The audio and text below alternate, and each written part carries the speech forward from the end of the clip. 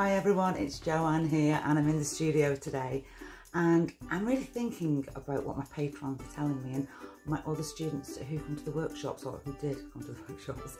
But I know a lot of you are really struggling with the softening off technique, and it's a tricky little technique, but once you kind of master that and get that under your belt, then you'll see a massive improvement in your watercolours. I'm looking forward to seeing the hairdresser. It's been months now, but yeah, hopefully, fingers crossed, that will be soon. So let's concentrate on our painting. I want to share with you not only the softening off technique, but I want to show you how we can introduce a little bit of negative painting into that as well. And I use these techniques for virtually everything I paint, so it is worth knowing how to do them. I'm going to be using florals as an example, and if you've ever fancied painting hydrangeas or alliums, or the type of flower that's got lots of little flowers inside of it, so you're creating a mass of flowers, then this is the tutorial just for you. So I want to show you how you can soften off your watercolours, and I use this an awful lot, and a lot of my students say they still struggle with this, so it's something to practice really. I would say that 90% of my paintings, or 99% even, involve some form of negative painting and softening off. Those are the two things that people tend to struggle with. And I did say negative painting because we're going to move this demonstration along from softening off to negative painting. So for now, we're talking about softening off. So I've grabbed a couple of pictures from my cupboard here. Here's a lovely little flower girl. And it's a nice example actually, because I've used the softening off technique on the left side over here. And on the right side, I've used a negative painting, but a softening off as well.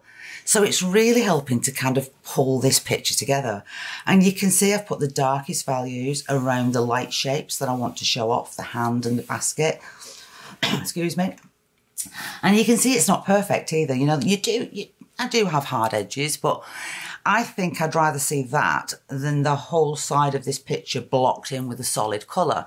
So the negative painting and the softening off for me work really, really well with this type of composition. Mr. Sheep here, we're still using the softening off technique and the negative painting, but we're using it in a different way. So this time we've got Mr. Sheep and his head here, and I wanted to describe the softness of the wool, his woolly coat. So you can see I've used the softening off technique, almost kind of fading off to nothing.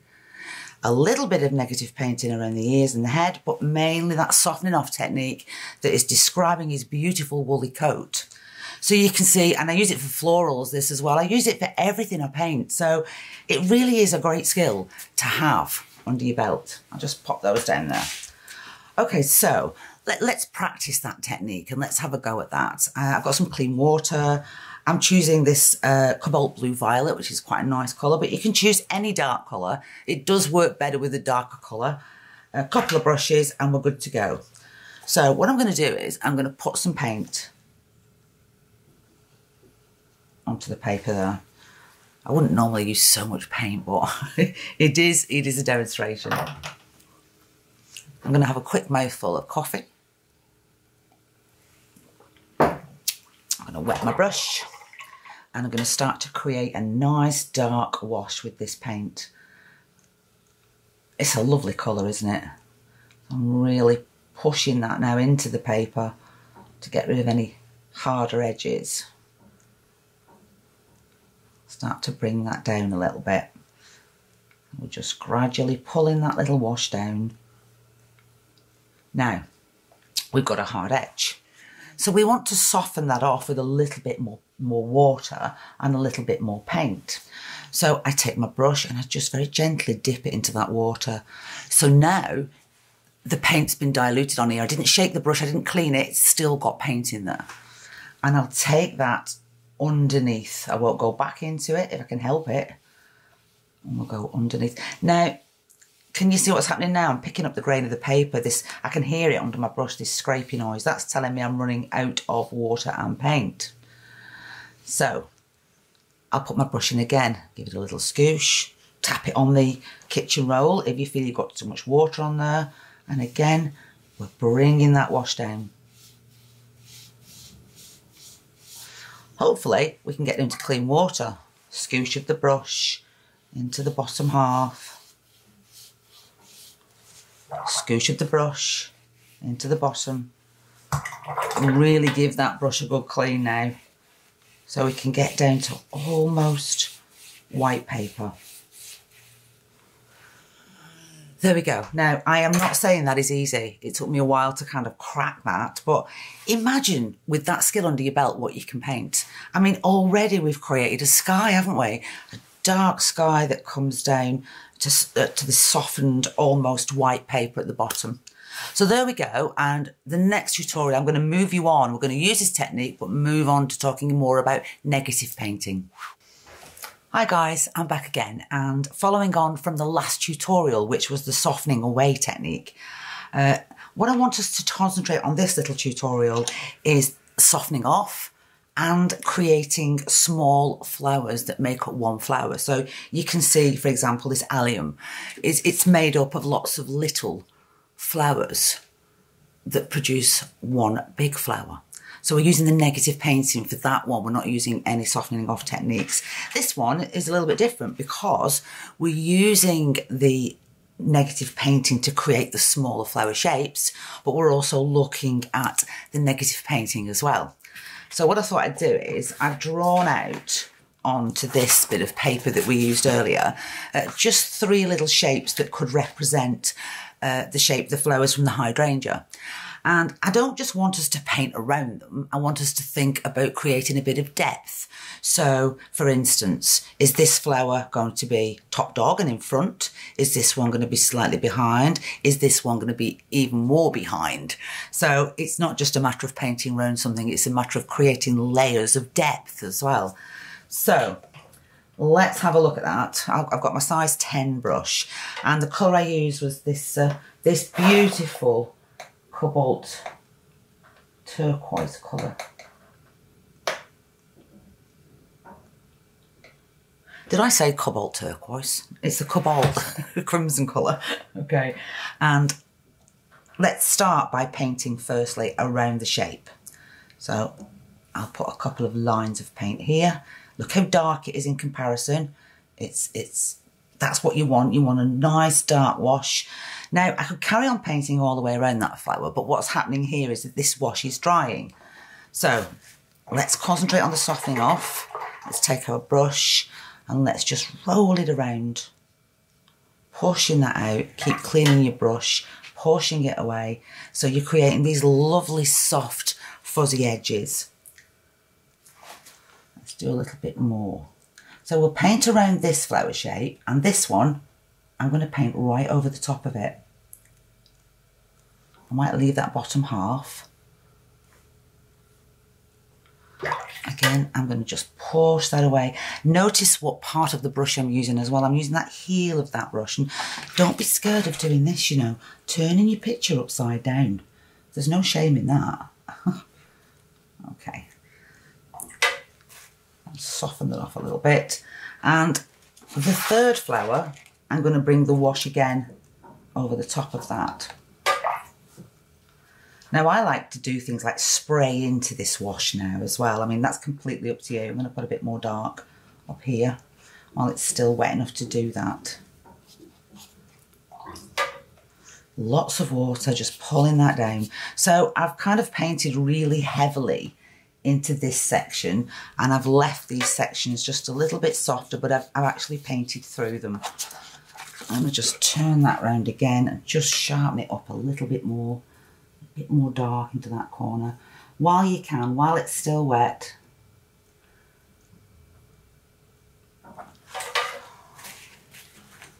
few little tiny crevices there of detail. And now we're going to let this dry. We're going to come back to it in a minute and create the second flower. So this one's nice and dry. I've still got my size 10 brush, and I'm going to make a darker wash now. And I keep getting the name of this paint wrong. I've said it wrong twice to you now. It is the Cobalt Blue Violet. Oh, this lockdown's affected my brain, I think. There we go. So I'm mixing that colour again. But I'm going to put a little bit more of that into my palette.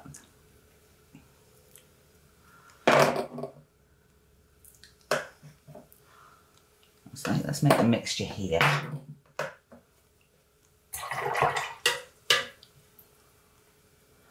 Nice dark mixture. There we go. So we want to push this one back slightly, and we've already done that by adding this extra layer of shadow. So let's continue now, and in fact I'm going to turn it upside down because it's so much easier. And I'm going to find my drawing again. So here's this one now. And I can see a little crevice here.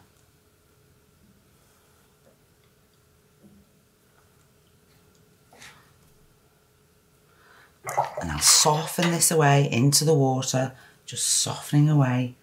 Keep going into the water until you've got a clean brush, pushing that pigment away, giving it somewhere to go. Let's turn it back round again, and let's put in this shape. So here we've got another petal shape. It goes underneath this one, doesn't it? And around here. And I'm going to do exactly the same as I did before. I'm going to take this wash and I'm going to pull it over this flower here. Now I think I need to come in a little bit sharper on that one. Again, don't be scared of turning your picture upside down. You're giving that paint somewhere to go. Bags and bags of water. So now it appears that this flower is sitting on top of this one.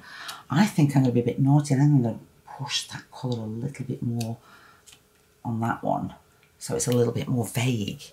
Now, again, it's a matter of patience because this has to dry before we can put the next one in, so let's do that. So we're nice and dry, and we can paint in the third flower now. I've still got my size 10 brush, even though I'm painting small little flowers. It's a good brush, it comes to a good point. It's a nice Kolinsky sable, so it doesn't matter that it's a slightly bigger brush because it comes to an absolute beautiful tip, which is perfect for drawing with the paint. Okay, so push my finger in there a little bit. So now we're painting around this shape, aren't we? And we can come in and out, and we can still paint around the one at the top. It's kind of, you're looking at two things really, painting around this one and painting around this one. But be careful because, can you see that I've got two hard edges here? So I have to come back at some point and soften them away. Bags of water, don't forget you can do this. Turn your picture upside down.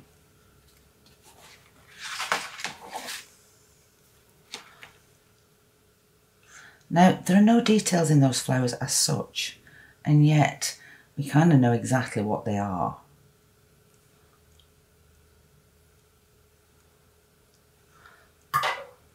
Lots of water. You can go as dark or as light as you like here, as long as you're negatively painting around the shape.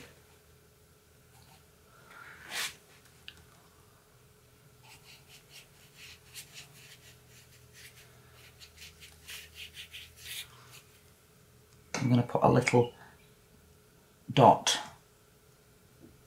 into each one, just to kind of show where the centre is, and maybe just, you know, suggest a couple of little shadows.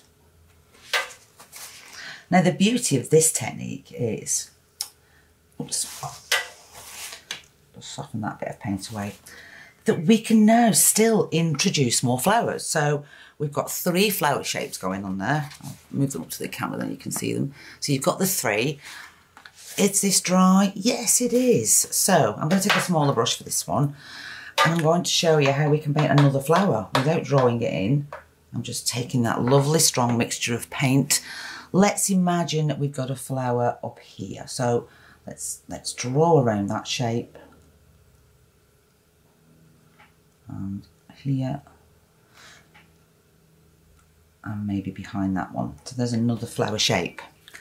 So let's turn it upside down, and let's just put a nice wash around that one.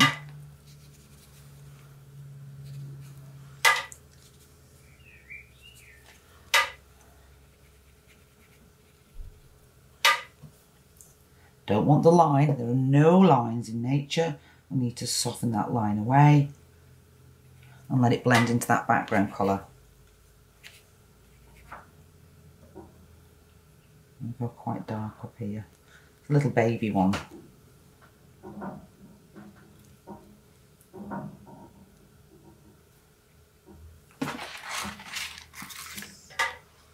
There we go. So now we have another flower shape. You can keep going forever. But we could just imagine we've got another shape here, for instance. Come in with that wash. Just paint against it. As long as you're painting a darker colour. I'm going to turn that this way again. As long as you're painting a darker colour, then the flowers are going to stand out, aren't they? And that's the key really, isn't it? It's getting those colours, those values in the right place. Oh, it's so therapeutic. Look, let's do another one. You can keep going forever. Make sure that the ones that you're painting are behind your main one. I mean, that's the one we wanted to be the star of the show. These are just the supporting acts in the background. Don't forget to fill in those little crevices. There's another one. Linking those flowers together. And I'm going to do something now to mine which you may not want to do. Just excuse me while I stand up. I'm going to go over here for my favourite spray bottle. And I'm just going to give it, oh, I can see a little bit, I just want to soften off. I've forgotten that there's a line there. We don't want a line. We want to just pull that away. Pull it away. There we go. I'm going to give mine a spritz. It's just something I like to do. And you can see as well now with the spritzing that we're getting lovely kind of mottle effect as well. But I think you'll agree that the technique that we're using is perfect for painting, like I say, a hydrangea or an allium or a flower that contains lots of tiny little flowers. You don't have to paint them all. You can just suggest them. I hope you've enjoyed that. I've enjoyed showing that to you, and I will see you next time.